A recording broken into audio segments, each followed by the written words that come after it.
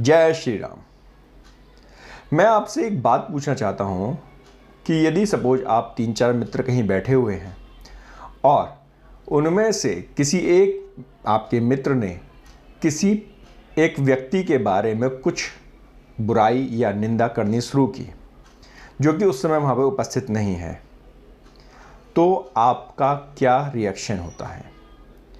क्या आप उस व्यक्ति को, अपने मित्र को, किसी तीसरे व्यक्ति की जो कि वहाँ पर उपस्थित नहीं है उसकी निंदा करने से रोकते हैं, या आप भी उसके साथ भागीदार बन जाते हैं और कुछ ऐसी बातें जो आपके साथ घटित हुई हों जिससे उस पर्टिकुलर व्यक्ति की निंदा की जा सकती हो, आप वो शुरू कर देते हैं? दोस्तों, मैक्सिमम केसेज में हम क्या करते हैं कि जब किसी व्यक्ति की निंदा हो रही है तो हम भी उस निंदा के जो वार्तालाप है उसमें अपने आप को भागीदार बना लेते हैं और हम भी उसमें शामिल हो जाते हैं उस पर्टिकुलर व्यक्ति की निंदा करने में। हमारे हिंदुस्तान के एक बहुत ही प्रसिद्ध लेखक हैं हरिशंकर परसाई जी। उन्होंने एक व्यंग लिखा था, निंदा रस, और कभी आप उस व्यंग को पढ़िएगा तो आपको भी हंसी आएगी। वो बेसिकली व्यंग्यात्मक है कि कैसे एक व्यक्ति किसी दूसरे की निंदा को करता है या उस समय उसको कैसी अनुभूति होती है। अब उसी व्यंग के अनुसार वो कहते हैं कि जब कोई एक व्यक्ति किसी तीसरे व्यक्ति की निंदा कर रहा है तो हम भी, सपोज यदि हम नहीं चाहते उसकी निंदा करना या किसी अन्य व्यक्ति की, तो हम भी ऐसा चाहते हैं कि वह व्यक्ति भी उस व्यक्ति की निंदा करे जिसको कि मैं नहीं कर पा रहा। यानी कि सपोज मैं किसी एक्स पर्सन की निंदा करना चाहता हूं लेकिन मैं उसके बारे में ज़्यादा बुरा नहीं बोलना चाहता, लेकिन मुझे मालूम है सामने वाला भी उसके बारे में थोड़ा बुरा सोचता है, तो मैं उसका नाम उछाल दूंगा उस डिस्कशन के बीच में और वह व्यक्ति उस तीसरे व्यक्ति की भी निंदा करना शुरू कर देता है। और सही बात यह है कि जब यह निंदा ख़त्म होती है तो आपको बहुत ही आत्मसंतुष्टि प्राप्त होती है कि यार आज तो पता नहीं कितना बड़ा दिल का बोझ हल्का हो गया। परंतु जी हाँ, रामचरितमानस को यदि हम पढ़ते हैं तो हमें उससे एक चीज़ ये सीखने को मिलती है कि क्या हमें किसी व्यक्ति की निंदा करनी चाहिए या नहीं करनी चाहिए। आज की डेट में हम मैनेजमेंट के पॉइंट ऑफ व्यू से देखें तो होता क्या है कि जी आपकी हमेशा कोशिश होती है कि आपके बॉस की वो निंदा करें। आपके बॉस के हमेशा आपके साथ रिलेशंस अच्छे नहीं होते, कभी भी किसी को अपना एक अच्छा बॉस नहीं मिलता। ये तो यूनिवर्सल ट्रूथ है, हर कोई कहता है कि मेरा बॉस बेकार है। अब सपोज आपका बॉस किसी दिन छुट्टी पर है, आप क्या करते हैं? आपको लगता है आज तो मौका मिल गया।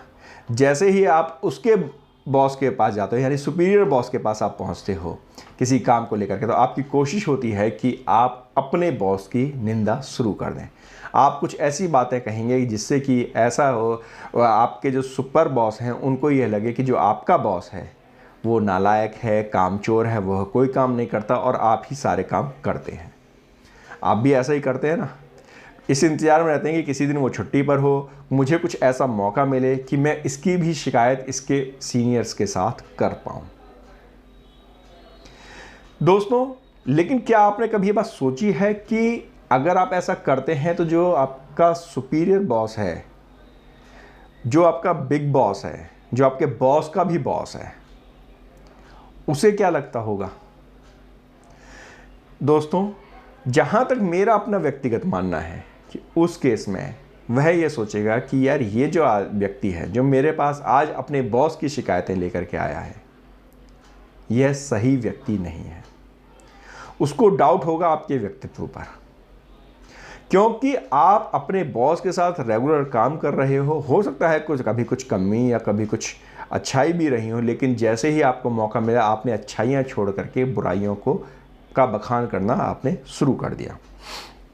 वो आपके बारे में नेगेटिव अप्रोच बना लेगा, नेगेटिव थॉट बना लेगा कि यार ये बंदा सही नहीं है, क्योंकि आज ये अपने बॉस की कर रहा है मेरे से, कल यदि इसे मौका मिला मेरे भी बॉस के पास जाने का तो यह मेरी भी बुराई वहाँ पर करेगा। अब देखिए इस केस में श्री रामचंद्र जी क्या करते हैं। रामचरितमानस के अंदर एक चौपाई है, रहती न प्रभु चित चूक किए की, करत सुरति सय बय हिए की, जेहि अद बेदहु ब्याध जिमि बाली, फिर संकट सोई किन्हीं कुचाली। श्री रामचंद्र जी, तुलसीदास जी बोलते हैं कि श्री रामचंद्र जी अपने भक्तों की जो भूल चूक होती है उसकी तरफ ध्यान नहीं देते। वो इस दोहे में ये भी लिखते हैं कि उन्हें मालूम था कि कुछ गलतियां विभीषण ने भी की हैं और सुग्रीव ने भी की हैं, लेकिन वो उन गलतियों के ऊपर ध्यान नहीं देते, उनका बखान नहीं करते कि इसने इतनी सारी गलतियां की हैं। बल्कि राज दरबार में क्या कहते हैं, वो अगले दोहे में लिखा है, सोई करतूति विभीषण केरी, सपने हूँ सोना राम ही हेरी। यानी कि वो विभीषण की भी जो गलती है उसको भी वो नज़रअंदाज करते हैं, या उन पर भी वो ध्यान नहीं देते, या फिर वो उनके लिए महत्व नहीं रखती हैं।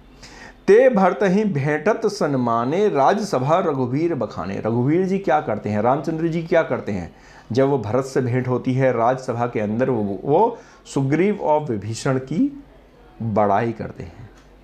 वो उनकी कमियां नहीं गिनाते कि सुग्रीव ने ये गलत किया है या विभीषण ने ये गलत किया। ऐसा नहीं है कि सभी व्यक्ति पूर्णतः सही होते हैं, लेकिन रामचंद्र जी जो बताते हैं वो सिर्फ और सिर्फ उनकी खूबियों के बारे में बताते हैं। वो सिर्फ और सिर्फ उन बातों के बारे में बताते हैं जो अच्छाइयाँ हैं सुग्रीव की, जो अच्छाइयाँ हैं विभीषण की। तो अगर as a boss, as a person, हमको भी यही चाहिए कि हम किसी की गलतियों की तरफ ध्यान ना देते हुए उसकी अच्छाइयों की तरफ देखें। हम इस बात पे ध्यान रखें कि उसने हमारे साथ क्या क्या अच्छा किया है, उसका व्यवहार हमारे साथ कब अच्छा रहा है। कुछ समय हो सकता है कि उसका व्यवहार गलत रहा हो, कुछ समय हो सकता है कि उसने आपके साथ कुछ अनुचित किया हो, परंतु इसका तात्पर्य यह नहीं है कि वह हमेशा ही आपके साथ अनुचित करता है। तो आपको जब किसी के सामने उसका व्याख्यान करना है तो अब आपके ऊपर निर्भर करता है कि आप उसकी निंदा करना पसंद करते हैं या श्री राम की तरह से आप उनका बखान करते हैं, उनके गुणों का बखान करते हैं।